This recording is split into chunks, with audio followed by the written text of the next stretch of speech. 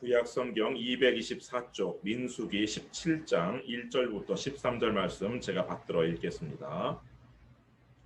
여호와께서 모세에게 말씀하여 이르시되 너는 이스라엘 자손에게 말하여 그들 중에서 각 조상의 가문을 따라 지팡이 하나씩을 취하되 곧 그들의 조상의 가문대로 그 모든 지휘관에게서 지팡이 12를 취하고 그 사람들의 이름을 각각 그 지팡이에 쓰되 레위의 지팡이에는 아론의 이름을 쓰라. 이는 그들의 조상의 가문의 각 수령이 지팡이 하나씩 있어야 할 것임이니라. 그 지팡이를 회막 안에서 내가 너희와 만나는 곳인 증거궤 앞에 두라. 내가 택한 자의 지팡이에는 싹이 나리니 이것으로 이스라엘 자손이 너희에게 대하여 원망하는 말을 내 앞에서 그치게 하리라. 모세가 이스라엘 자손에게 말하매 그들의 주휘관들이 각 지파대로 지팡이 하나씩을 그에게 주었으니 그 지팡이가 모두 12이라. 그 중에 아론의 지팡이가 있었더라. 모세가 그 지팡이들을 증거의 장막 안 여호와 앞에 두었더라. 이튿날 모세가 증거의 장막에 들어가 본즉 레위 집을 위하여 낸 아론의 지팡이에 움이 돋고 순이 나고 꽃이 피어서 살구 열매가 열렸더라.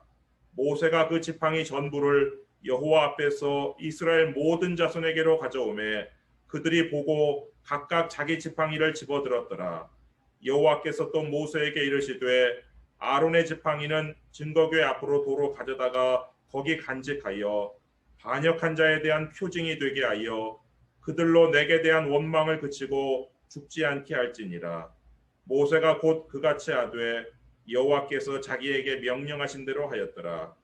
이스라엘 자손이 모세에게 말하여 이르되 보소서 우리는 죽게 되었나이다. 망하게 되었나이다. 다 망하게 되었나이다. 가까이 나아가는 자 곧 여호와의 성막에 가까이 나아가는 자마다 다 죽사오니 우리가 다 망하여야 하리이까. 아멘. 군대에서 지휘관들은 지휘봉이라는 것을 가지고 다닙니다. 이 장성들, 스타들의 지휘봉에는 그 이름이 새겨져 있어요. 그래서 이 장군들의 이 지휘봉은 권력, 권위, 통치 이런 것의 상징이죠. 근데 예전에는 임금님이 이렇게 하산, 칼, 검이 이 지휘봉의 기능을 했죠. 전쟁에 출전할 때 왕은 그 장군에게 칼을 하사해요. 그 칼의 의미는 뭐냐? 그 칼로 적들을 싸워서 배라는 그런 용도보다는 이 칼을 가지고 군대를 지휘하고 통솔해라 이런 권위의 상징으로 칼이 주어졌던 것이죠. 출애굽기에서 하나님께서도 이 모세에게 일종의 지휘봉을 하나 주셨어요. 출애굽기 4장 20절 말씀 보면은 모세가 그의 아내와 아들들을 나귀에 태우고 애굽으로 돌아가는데 모세가 하나님의 지팡이를 손에 잡았더라. 그러니까 하나님께서요 모세에게 하나님의 지팡이를 이렇게 주었어요. 그래서 그 하나님의 지팡이가 이 모세에게 주어진 이 지휘봉과 같은 그런 기능을 했는데 엄밀하게 말하면 사실은 그 지팡이는 모세가 원래 양을 칠 때 쓰던 목자의 지팡이였어요. 근데 하나님께서 그 목자의 지팡이를 하나님의 지팡이로 바꾸어 주셨는데 모세는 그 하나님의 지팡이를 가지고 각종 이적을 행했죠. 그래서 모세가 그 지팡이를 가지고 목자의 지팡이일 때는 뭐 그럴 수 없는 거였었는데 하나님의 지팡이가 되니까 이 하나님의 지팡이로 나일강을 치니까 나일강물이 피로 변하고 또 이 모세가 이 지팡이로 하나님의 지팡이로 반석을 치니까 반석에서 물이 나오고 또 모세가 그 하나님의 지팡이를 높이 드니까 전쟁에서 승리하고 그래서 이 모세가 가지고 다니는 이 하나님께서 모세에게 주신 이 하나님의 지팡이는 하나님의 능력, 하나님의 통치 이런 걸 상징하는 그런 지휘봉의 역할을 했죠. 그래서 사실은 하나님의 지팡이를 들고 있는 이 모세에게 원망하는 것은 곧 누구에게 원망하는 것이냐면 하나님에게 원망하는 것과 동일해요. 출애굽기 16장 8절에 그런 말씀이 있어요. 모세가 또 이르되 여호와께서 저녁에는 너희에게 고기를 주어 먹이시고 아침에는 떡으로 배불리시리니 이는 여호와께서 자기를 향하여 너희가 원망하는 그 말을 들으셨습니다. 우리가 누구냐? 너희의 원망은 우리를 향하여 함이 아니요 여호와를 향하여 함이로다. 그러니까 이스라엘 백성들이 모세한테 원망을 했어요. 우리 먹을 것도 없고 마실 것도 없다고. 근데 그 원망이 누구를 향한 원망이냐면 하나님을 향한 원망이라는 것이죠. 그럼에도 불구하고 이 이스라엘 백성의 이 원망은 오늘 본문에서 이 지팡이 시험을 치르기까지 그치지 아니했어요. 계속됐어요. 이 민수기 16장에서 이스라엘 백성들은 이 반역한 이 고라 무리에 대한 하나님의 심판을 두 눈으로 똑똑히 봤어요. 그럼에도 불구하고 이들은 고라의 그 말과 논리와 고라의 행동이 잘못됐다라고 인정하지 않았어요. 그래서 이 회중들은 여전히 고라가 말한 회중이 다 각각 거룩하고 여호와께서도 그들 중에 계시거늘 이것을 굳게 믿고 있었어요. 그래서 이 고라가 죽은 것을 헛되이 하지 아니하고 이 고라의 반역을 완성하기 위해서 모세에게 몰려들어 가지고 모세를 원망했던 거예요. 민수기 16장 41절 한번 보세요. 민수기 16장 41절 말씀 보시면 이튿날 이스라엘 자손의 온 회중이 모세와 아론을 원망하여 이르되 너희가 여호와의 백성을 죽였도다 하고, 여기에서 이튿날은 반역한 날 중에서 셋째 날이에요. 반역한 첫째 날은 이 고라가 250명의 그 지휘관들과 함께 모세에게 몰려 들어와 가지고 원망했던 것이 첫째 날이고, 둘째 날은 바로 어제죠. 둘째 날은 하나님의 향로 시험이 있는 날이었어요. 근데 이 향로 시험이 있던 날에 이 고라 다단 아비람은 땅에 삼켜 죽었고 250명의 그 지휘관들은 다른 불로 분향하다가 하나님의 불에 삼켜 죽었어요. 그리고 그 이튿날 반역의 셋째 날 이들이 지금 몰려 들어온 거예요. 하나님 그 심판을 어제 하나님의 심판을 똑똑히 보고도 오늘 다 몰려 들어와 가지고 이렇게 원망을 하는 거예요. 근데 이 원망하다가 이날 무슨 일이 있었어요? 하나님의 진노를 받아서 연병으로 14,700명이나 되는 어마어마한 사람들이 죽고 말았어요. 그런데 이렇게 하나님의 심판을 받았음에도 불구하고 이스라엘 백성들은 전혀 고라의 그 논리가 잘못되었다는 걸 인정하지 않고 그거를 그대로 가지고 있으면서 모세가 여전히 하나님의 백성을 죽였다라고 생각을 하는 거예요. 그래서 이들은 연병으로 죽은 14,700명 이들의 장례식만 끝나면 다시 모여가지고 또 모세에게 원망하고 모세를 또 이렇게 끌어내리려고 지금 생각하고 있었어요. 그런데 모세를 대항하는 것이 지금 하나님의 지팡이를 들고 있는 모세에게 대항하는 것이 곧 하나님에게 대항하는 것이고, 그 하나님께 대한 대항과 원망은 결국 죽음으로 가기 때문에 하나님께서는 이거를 끊어내고 싶었어요. 원망과 사망의 이거를 끊어내 버리고 싶어서 하나님께서 오늘 지팡이 시험을 명령을 하신 거예요. 거기 2절 말씀 보시면 민수기 17장 2절 너는 이스라엘 자손에게 말하여 그들 중에서 각 조상의 가문을 따라 지팡이 하나씩을 취하되 곧 그들의 조상의 가문대로 그 모든 지휘관에게서 지팡이 12를 취하고 그 사람들의 이름을 각각 그 지팡이에 쓰되. 하나님께서 모세에게 먼저 명령하는데 어떤 명령을 내렸느냐. 자, 이스라엘 12지파가 있지. 그 12지파에서 지팡이를 하나씩 가지고 너한테 가지고 오라고 해라.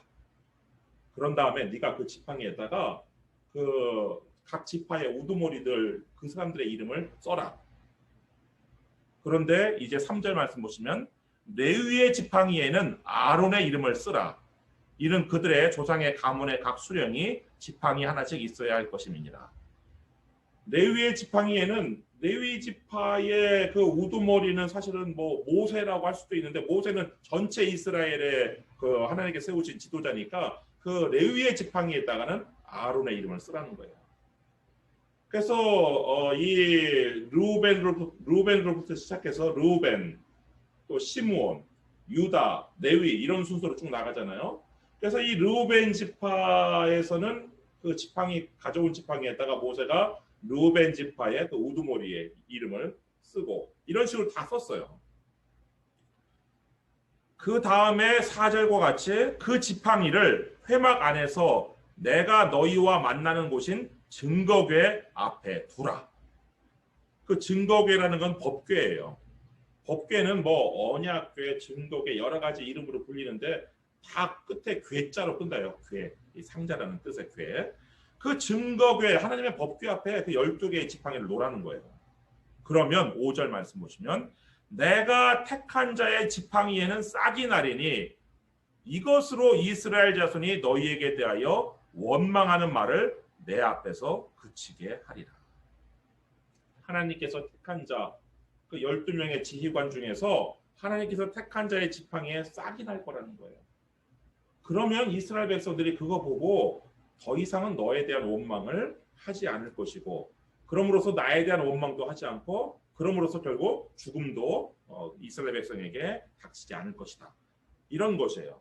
근데 여기에서 하나님께서 이 지팡이 시험을 치른 목적 중에 또 한 가지 목적이 뭐가 있냐면 3절 말씀 그 하반절에 보시면 이는 그들의 조상의 가문의 각 수령이 지팡이 하나씩 있어야 할 것임이니라. 그러니까 이 지팡이 시험의 목적이요. 그 이스라엘 백성들이 모세에게 원망하는 말을 그치는 것 그것이 주된 목적이긴 한데 또 한 가지 부수적인 목적이 뭐냐?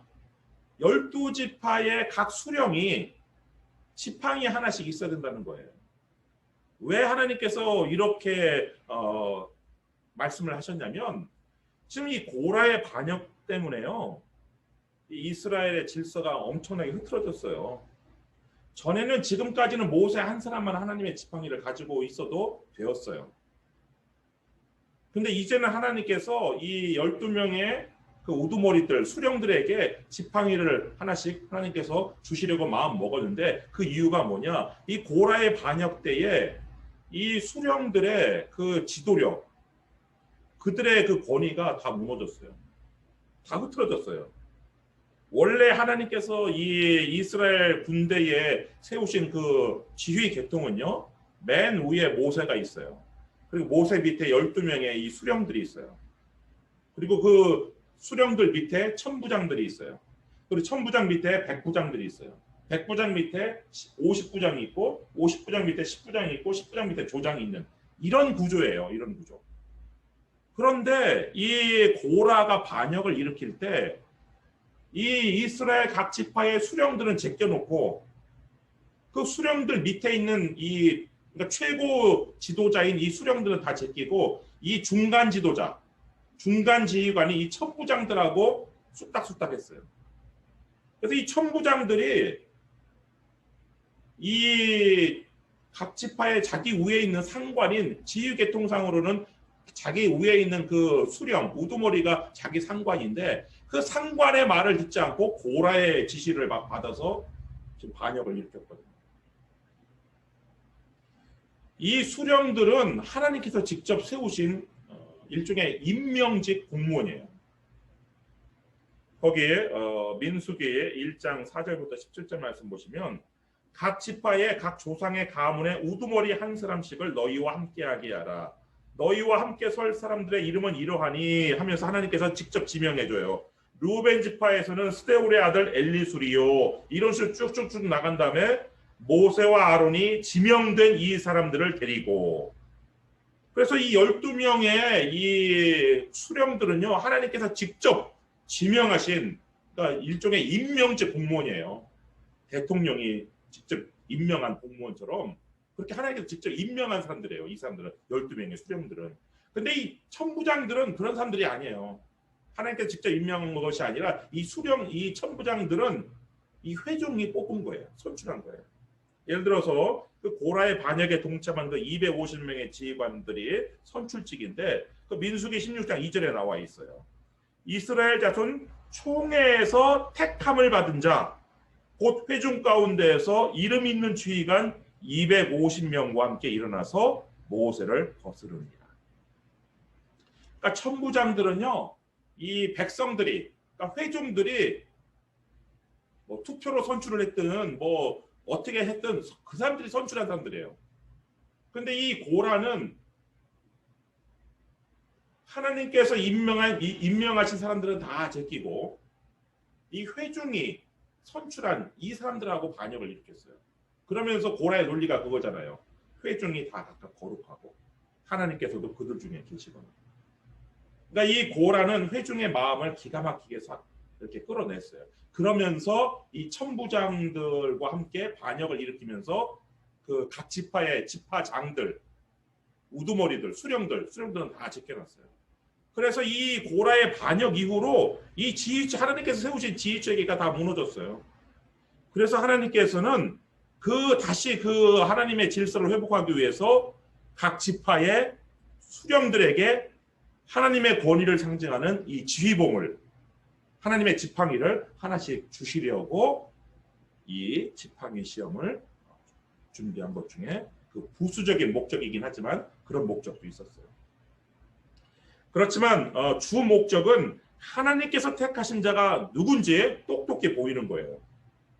그러면서 원망을, 백성들이 죽음으로 사망으로 가는 그 원망을 그치도록 하는 것이 이게 하나님께서 이 지팡이 시험의 주 목적인데, 그래서 이 모세가 6절 바로 즉시 시행해요. 6절 말씀 보시면 모세가 이스라엘 자손에게 말하매, 하나님께서 지금 이 지팡이 시험을 준비하라고 한 말을 그대로 전해서 그들의 지휘관들이 각 지파대로 지팡이 하나씩을 그에게 주었으니 그 지팡이가 모두 12이라. 그 중에 아론의 지팡이가 있었더라. 그래서 그날 즉시, 그러니까 이거는 반역의 넷째 날 이루어진, 이 지팡이 시험은 반역의 넷째 날에 이루어진 일인데 어제 셋째 날에 연병으로 14,700명이 죽었어요. 그리고 넷째 날 하나님께서 지팡이 시험을 준비하게 하라고 해서 바로 시행이 됐는데 이 12명의 지휘관들이 지팡이를 줬어요. 모세한테. 모세는 거기다 이름을 기록하고 7절 말씀 보시면 모세가 그 지팡이들을 증거의 장막 안 여호와 앞에 두었더라. 그 증거의 장막이라는 것은 그 성소와 지성소가 있는 회막, 그 회막을 말하는 것인데 그 회막 안에 여호와 앞이라는 건 그 법궤 앞에 그 지팡이들을 두었어요. 자, 그리고 돌아갔어요. 이제 그 다음 날이 됐어요. 8절 말씀 보시면 이튿날, 그러니까 반역의 5째 날이에요. 모세가 증거의 장막에 들어가 본즉 레위 집을 위하여 낸 아론의 지팡이에 움이 돋고 순이 나고 꽃이 피어서 살구 열매가 열렸더라. 이 지팡이 시험을 치를 때요, 이스라엘 회중들은 어떻게 생각했냐면 이렇게 생각했어요. 회중이 다 각각 거룩하고 여호와께서도 그들 중에 계시거늘이라고 말한 그 고라의 그 논리를 그대로 믿고 있었기 때문에 그 사람들은 12개의 지팡이에 모두 다 그 아론의 지팡이뿐만 아니라 12개의 지팡이에 모두 다 싹이 날 것이다 이렇게 믿었어요. 그리고 모세는요, 아론의 지팡이에만 싹이 날 것이라고 생각했어요. 그런데 이 회중의 예상도, 모세의 예측도 다 틀렸어요. 어떻게 틀렸어요? 아론의 지팡이에 싹만 난 것이 아니라 꽃도 피고 열매까지 열린 거예요.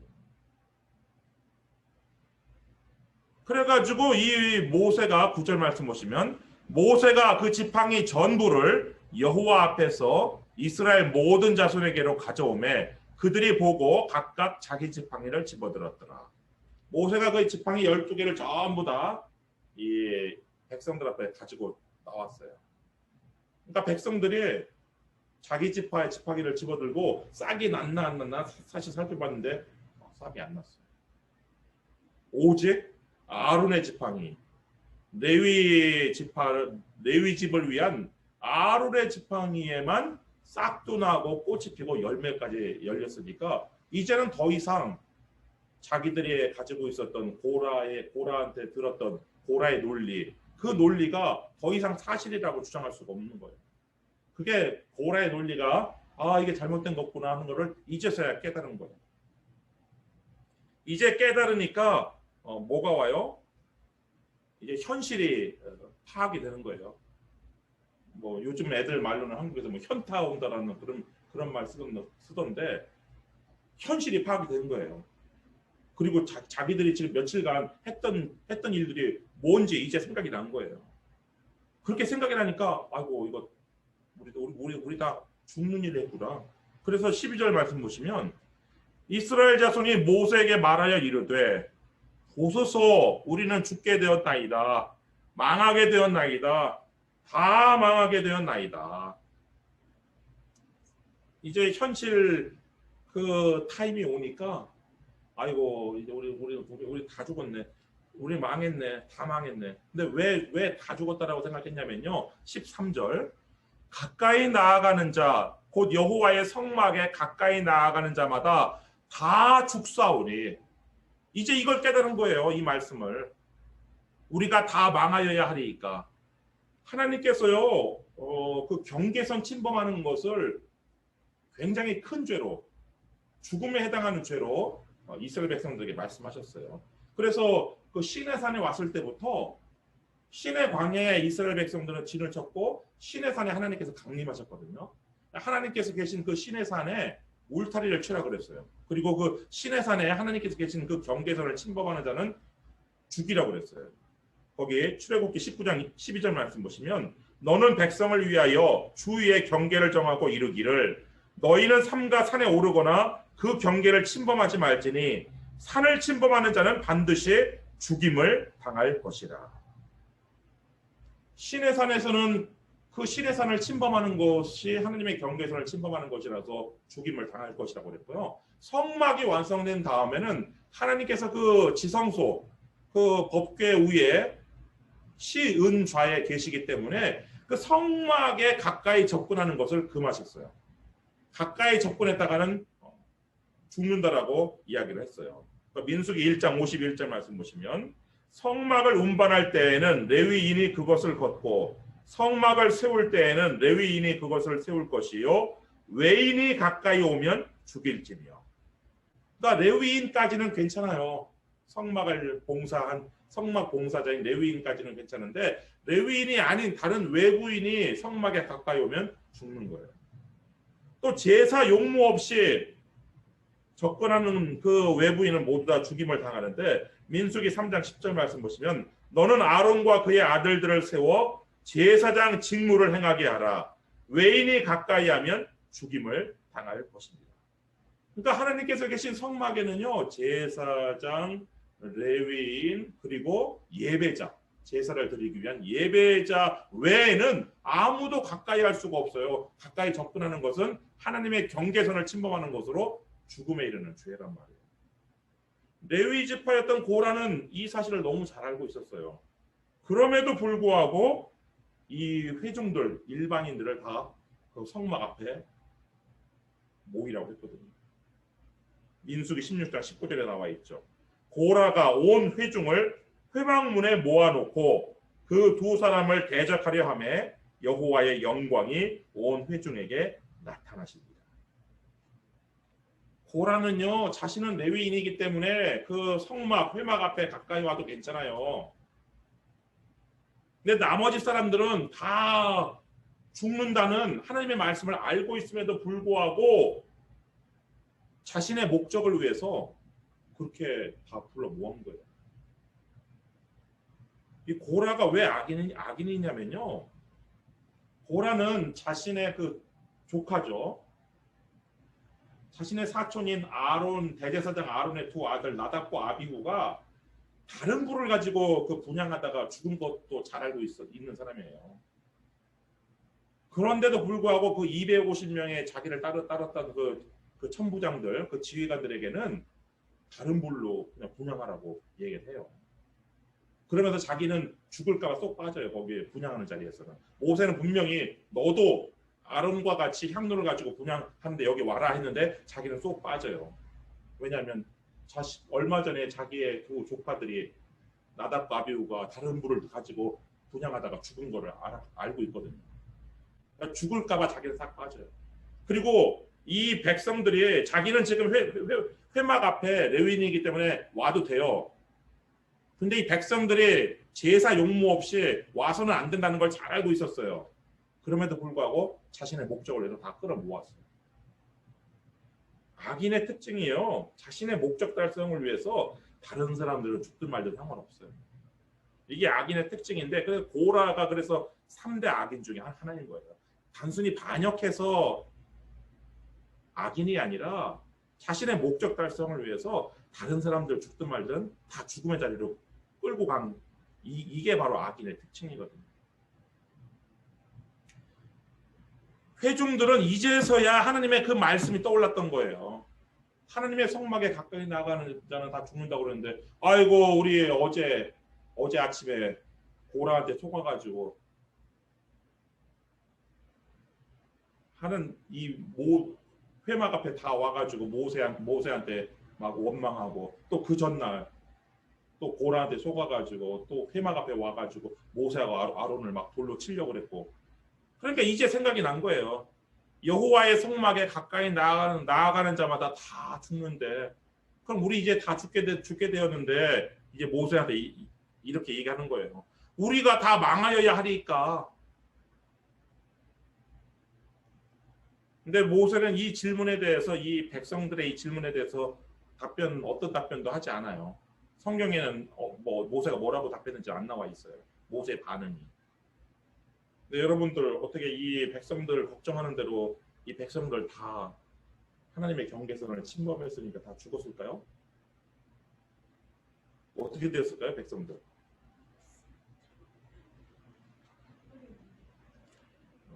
백성들 안 죽었어요. 왜 안 죽었냐면 백성들이 잊고 있는 게 하나 있었어요. 어제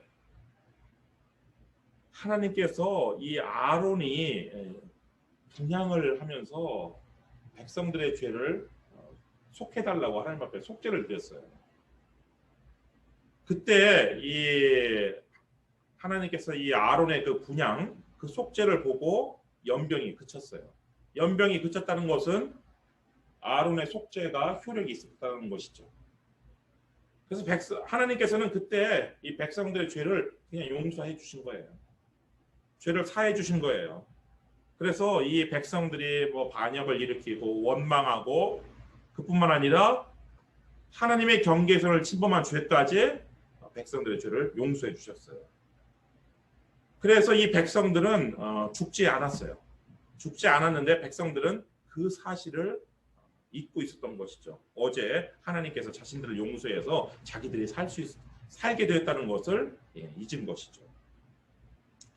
하나님께서는요, 이 모세에게는 이런 또 명령을 내려요. 그 10절 말씀 보시면 여호와께서 또 모세에게 이르시되 아론의 지팡이는 증거궤 앞으로 도로 가져다가 거기 간직하여 반역한 자에 대한 표징이 되게 하여 그들로 내게 대한 원망을 그치고 죽지 않게 할지니라. 그러니까 다른 지파의 지팡이는요, 그 지파의 우두머리들이 수령들이 다 가지고 있게 됐어요. 이제 그 수령들도 하나님의 지팡이를 손에 들고 있게 됐어요. 그래서 이제 어느 누구도 어떤 천부장도 그 수령의 권위에 도전할 수가 없게 됐어요. 그런데 이 아론의 지팡이는 아론한테 주는 것이 아니라 법궤 앞으로 도로 갖다 놓으라는 거예요. 법궤 앞으로 도로 갖다 놔서 거기 간직하라는 거예요. 그 목적은 뭐냐? 앞으로 혹시 반역을 꾀하는 자들이 있다면 이 아론의 지팡이를 보고서는 이것이 표징이 되어서 하나님께서 선택하신 거룩한 자가 누구이고 하나님의 권위와 하나님의 질서에 도전했다가는 어떻게 되는지 그거 표징으로 삼으라고 거기다 놓으라고 그렇게 이야기를 했어요. 그래서 그들로 내게 대한 원망을 그치고 죽지 않게 할지니라. 그러니까 백성들이 모세에게 대한 지도자에게 대한 하는 원망은 하나님께서 내게 대한 원망이라고 그랬어요. 왜냐하면 하나님께서 하나님의 지팡이를 준 사람이 모세니까. 그래서 그 원망을 그치고 죽지 않게 하기 위해서 하나님께서 이렇게 아론의 지팡이는 아론에게 주지 말고 다시 성막 안에 법궤 앞에 갖다 놓으라고 명령하셨는데, 이것이 사실은 이 지팡이 시험의 최종 목적이에요. 하나님의 목적. 하나님께서 지팡이 시험을 여러 가지 목적으로 지금 이걸 시행하셨는데, 첫 번째는 부수적인 목적으로는 그 하나님의 무너진 질서, 권위, 그 하나님께서 세우신 임명하신 그 각 지파의 우두머리들, 수령들의 그 지휘권을 회복하는 차원.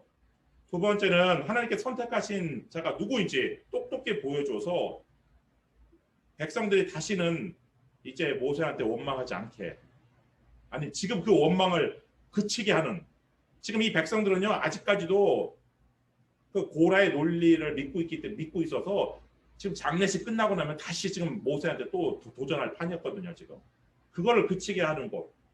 근데 이 궁극적인 목적이 뭐냐? 바로 이거예요. 미래.